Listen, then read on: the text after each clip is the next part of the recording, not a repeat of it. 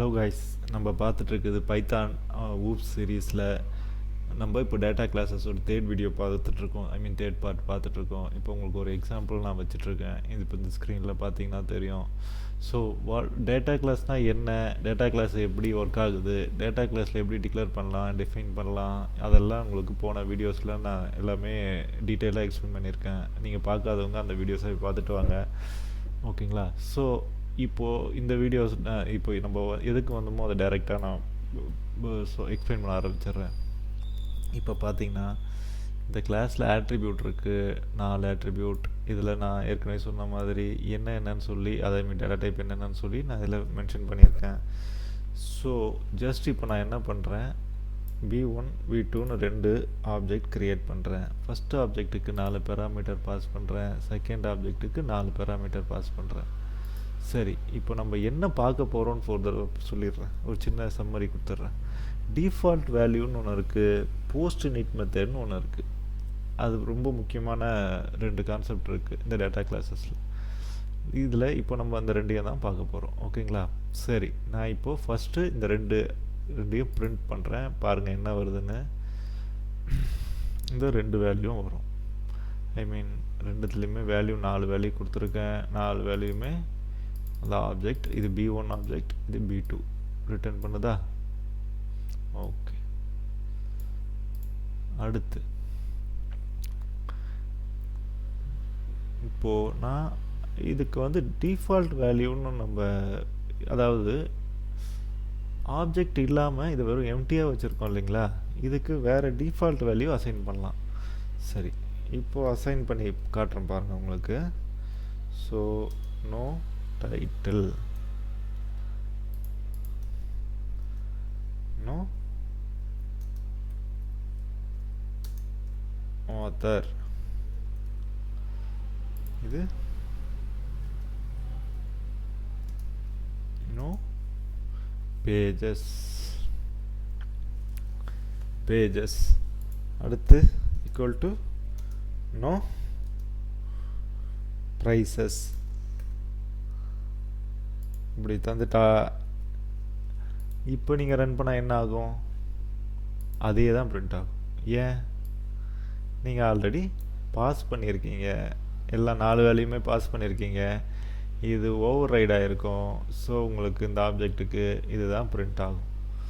சரி, அப்போ நான் எப்படி இதை டிஃபால்ட் வேல்யூவை நான் எப்படி செக் பண்ணுறதுன்னா, இப்போ பாருங்கள், இதே புக் b1க்கு ஈக்குவல் டு நான் ஒரு புக்கு, நான் ஒரு ஆப்ஜெக்ட் க்ரியேட் பண்ணுறேன் அதே b1. இப்போது நான் எதுவுமே பாஸ் பண்ணல. இங்கே நான் பிரிண்ட் பண்ணேன்னா b1 என்னவா பிரிண்ட் ஆகும்?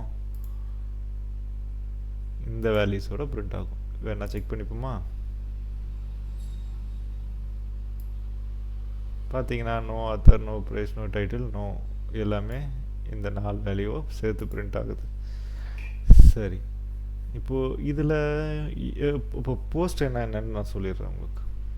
போஸ்ட் இனிட் மெத்தட் அது சாதாரண ஒரு மெத்தட் தான். உங்களுக்கு இது எப்படி கன்ஸ்ட்ரக்டர் மாதிரி ஒர்க் ஆகுதோ, பில்டின் கன்ஸ்ட்ரக்ட் இனிட் ஃபங்க்ஷன் மாதிரி இது ஒர்க் ஆகுதோ, இந்த போஸ்ட்ன்றது உங்களுக்கு சொல்லும் போதே தெரியுது, அது இன்னிட்டுக்கு போஸ்ட். பாருங்கள், இங்கே செல்ஃப் டாட் நான் ஒரு வேல்யூ, ஏதோ ஒரு ஆப்ஜெக்ட், ஏதோ ஒரு வேல்யூ வச்சுருக்கேன். இதில் என்ன நடக்கும்னா F. So self dot author, double quotes बोल लिया,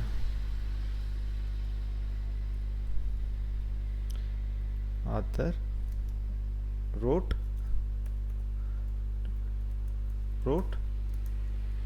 self dot அந்த புக்கு பேர் வச்சுருவோம், டைட்டில் தானே. ஓகே, இப்போது இதை நான் க்ளோஸ் பண்ணிடுறேன். என்ன ஆகுது?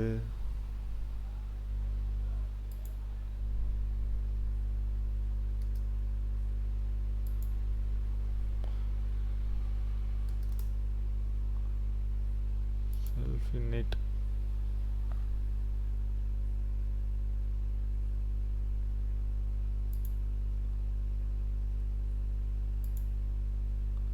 இருங்க, என்னன்னு செக் பண்ணுறேன்.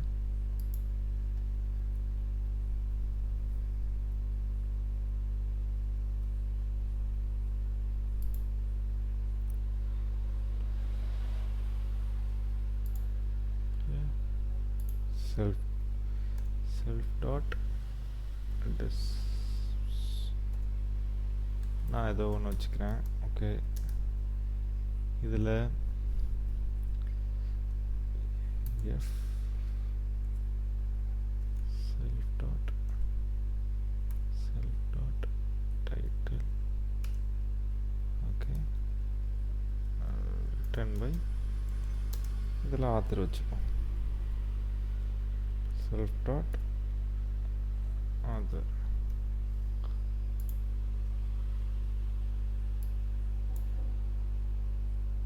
இது ரீஃபார்மேட் பண்ணிட்டா இப்போ கரெக்டாக இருக்கு. சரி, இப்போது கடைசியாக நான் என்ன பிரிண்ட் பண்ணுறேன்னா print v1 dot v1 dot டெஸ்க்கு அந்த இதை நான் இந்த டெஸ்க்கு நான் பிரிண்ட் பண்ணுறேன்னு வச்சுக்கோங்க. ஸோ இது ரெண்டையும் நான் கமெண்ட் பண்ணிக்கிறேன். இப்போ ரன் பண்ணுற பட்சத்தில் என்ன பிரிண்ட் ஆகும்? இந்த எம்டி வேல்யூஸ் இந்த 4ம் பிரிண்ட் ஆகும். 4க்கு அப்புறம் இந்த இது இது இது என்ன இதோடைய வேல்யூ பிரிண்ட் ஆகும். என்னென்னா b1 க்ரியேட் ஆனதுனால war and peace written by Leo டால்ஸ்டாய்னு வரும். பார்ப்போமா? ஃபஸ்ட்டு இதை எம்டின்றதுனால இந்த 4ம் பிரிண்ட் ஆச்சு. அடுத்தது போஸ்டினேட்ன்ற ஃபங்க்ஷனுக்காக இதை கால் பண்ணும்போது இந்த செல்ஃப் டாட் இந்த ஆப்ஜெக்டில் வார் நம்ம கொடுத்த எக்ஸ்ப்ரெஷன் மாதிரி இது பிரிண்ட் ஆகிடுச்சு. சிம்பிள். சரி, ஓகே. நெக்ஸ்ட், உங்களுக்கு இப்போ டிஃபால்ட் வேல்யூனா என்னன்னு தெரிஞ்சிடுச்சு, போஸ்டினேட்னா என்னன்னு தெரிஞ்சிடுச்சு. சரி, போஸ்டினேட் அவ்வளோதான். நான் இதை அப்படியே கமெண்ட் பண்ணிக்கிறேன். அடுத்த டாபிக்கு இது தேவையில்லை. அடுத்த டாபிக்கு என்னென்னா, சரி, இது டிஃபால்ட் வேல்யூ எதுவுமே கொடுக்கலன்னா டிஃபால்ட் வேல்யூ பிரிண்ட் ஆகுது, அதெல்லாம் ஓகே.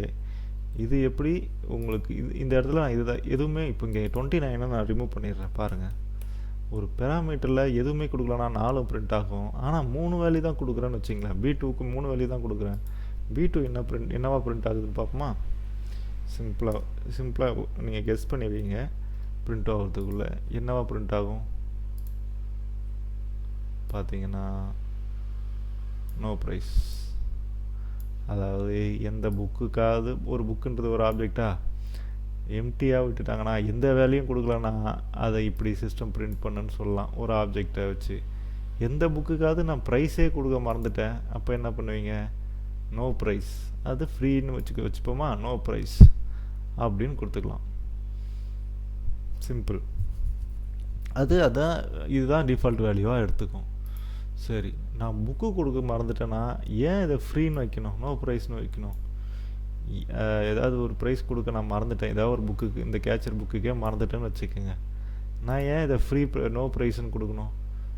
நான் அதுக்கு பதிலாக வேறு ஏதாவது டிஃபால்ட் வேல்யூ, அதாவது ஒரு 10 ரூபா 20 ரூபா இல்லை 1 ரூபா 2 ரூபா ஏதோ அந்த புக்குக்கு ஏதாவது ஒன்று கிடைக்கலான்ட்டு நம்ம டிஃபால்ட் வேல்யூ செட் பண்ண முடியுமா? முடியும். அது எப்படி பண்ணலான்னா, இங்கே பாருங்கள், இதையே நான் இம்போர்ட் பண்ணிக்கிறேன். இந்த இடத்துல சிம்பிளாக அந்த ஃபீல்டை யூஸ் பண்ணுறேன். பாருங்கள், ஃபீல்டு, இதில் டிஃபால்ட் வேல்யூ சும்மா ஒரு 10 ரூபா வச்சுக்குமா? 10 ரூபா. சரி, வெறும் 10 ரூபானே கொடுப்போமே, எதுக்கு ஃபீல்டுலாம் போட்டுன்னா அதுக்கு ஒரு யூசேஜ் இருக்குது, அதை நம்ம பின்னாடி பார்ப்போம். இப்போது இந்த இடத்துல நான் எதுவுமே கொடுக்கல. ஸோ இந்த டிஃபால்ட் வேல்யூ 10 இங்கே பிரிண்ட் ஆகுது. இப்போ இதுக்கு ஏன், அதாவது இது நான் இன்னிட் ஃபங்க்ஷன் மாதிரி வருது, இது b2 வருது, நடுவில் ஒரு b1 நம்ம பிரிண்ட் பண்ணலை. இந்த b1 நம்ம இதுக்கப்புறம், அதாவது பேராமீட்டர் பாஸ் பண்ணதுக்கப்புறம் பிரிண்ட் பண்ணலை. அதனால் உங்களுக்கு வேல்யூஸ் வரல. இப்போ வேணால் நான் பிரிண்ட் பண்ணி காட்டுறேன். இந்த வேல்யூஸ் வரும் பாருங்கள். வந்துடுச்சா? சரி, ஓகே. இப்போது நான் ஏன் 10 ரூபான்னு வைக்கணும்?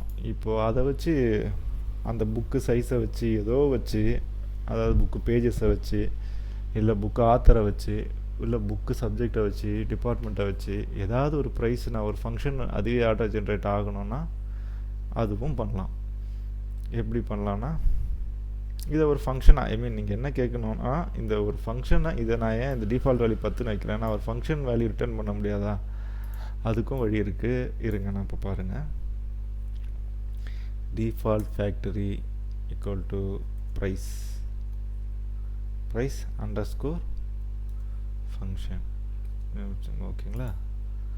இப்போது இந்த ஃபங்க்ஷன் நம்ம எங்கேயாவது டிஃபைன் பண்ணி அதில் ரிட்டர்ன் பண்ணிக்கலாம். நீங்கள் என்ன வேணுமோ அந்த பேஜஸை வச்சு என்ன கால்குலேஷன் வேணுமோ நீங்கள் அதை ரிட்டர்ன் பண்ணிக்கலாம்.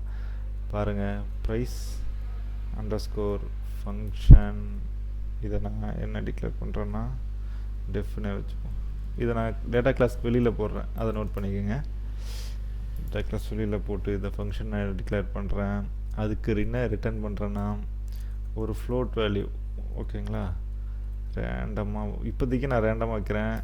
நீங்கள் ப்ரோக்ராம் அதாவது உங்களுக்கு என்ன ரெக்குயர்மெண்ட்டோ அதுபடி இதில் ரிட்டர்ன் பண்ணிக்கலாம். இப்போது நான் ரேண்டமாக ஒரு 10 ரூபாயிலேருந்து 20 ரூபா வரைக்கும் வைக்கிறேன். ஓகேங்களா? ஸோ இது என்னது, இது ரீஃபார்மேட். ஓகே, ஜஸ்ட் இப்போ வந்து நீங்கள் எதையாவது மிஸ் பண்ணிட்டா உங்களுக்கு ரேண்டமாக 10 ரூபாயிலேருந்து 20 ரூபாய்க்குள்ளே ஒரு அமௌண்ட்டை அது ப்ரைஸாக ஃபிக்ஸ் பண்ணிக்கலான்னு சொல்லி நான் ப்ரோக்ராம் பண்ணியிருக்கேன். அவ்வளோதான்.